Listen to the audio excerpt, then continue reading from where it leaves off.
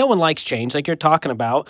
It's a constant we have to deal with as a business, and like you're saying, it's not that they're scared of change; they're scared of the unknown. So, Mm. do you have a time where your team or a leader that you've worked with had to kind of navigate that change with the team? Because that seems to be one of the biggest issues that a business owner might struggle with is communicating that change and dealing with all the feelings of real people who have strong opinions.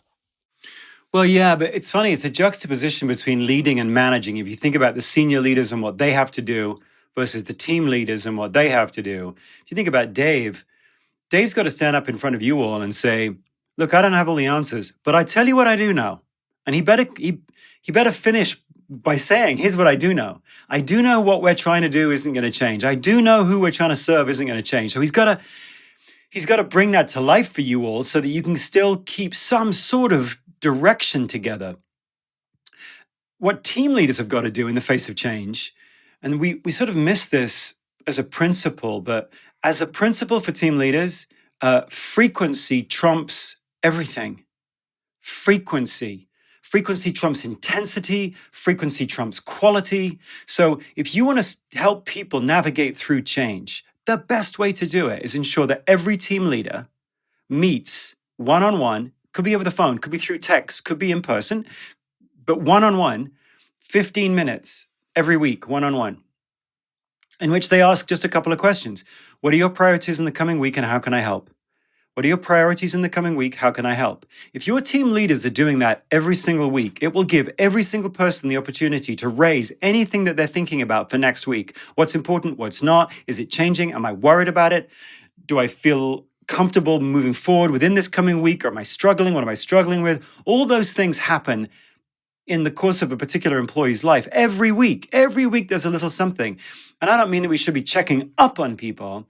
I mean that the best managers and team leaders realize that frequent one-on-one, slightly future-focused check-ins are the best way to help anyone manage through change.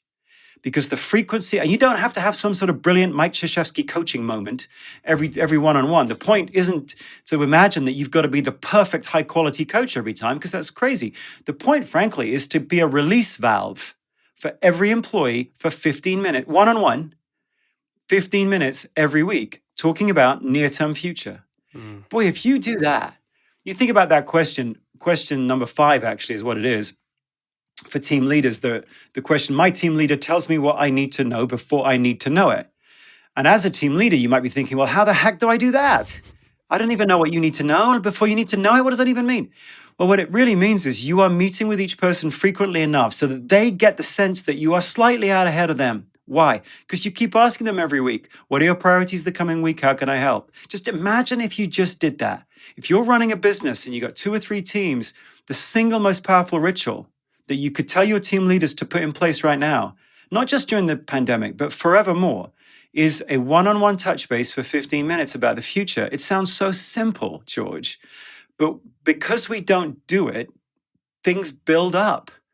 And they build up, and people's anxiety and people's frustration, and it builds up, and then they wait for the once or twice a year kind of individual development plan conversation in which no one wants to do it at this point because all the frustration in the employee side is built up. All of the sort of frustration on the manager side is built up.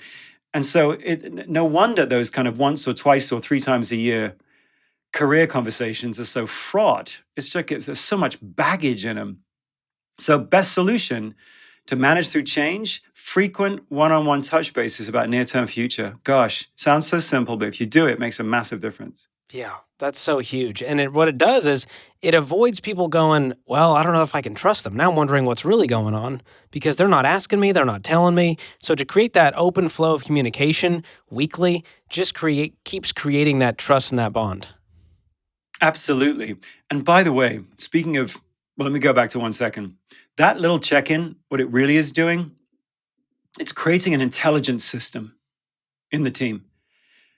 Not a planning system, an intelligence system. So you're constantly bringing intelligence in from the outside world change is what's happening in the outside world. So if a manager is checking in with each person every week, that person, that employee, is telling you about their real world all the time. My priorities are this. This is what I'm focused on in the coming week. And so the team leader every week is getting real world intelligence from the real world. Gosh, if you have a company with many teams and you're constantly bringing intelligence in through these check-ins, that's the way in which the company builds tensile strength and ensures that you don't get out of sync or out of step with the real world.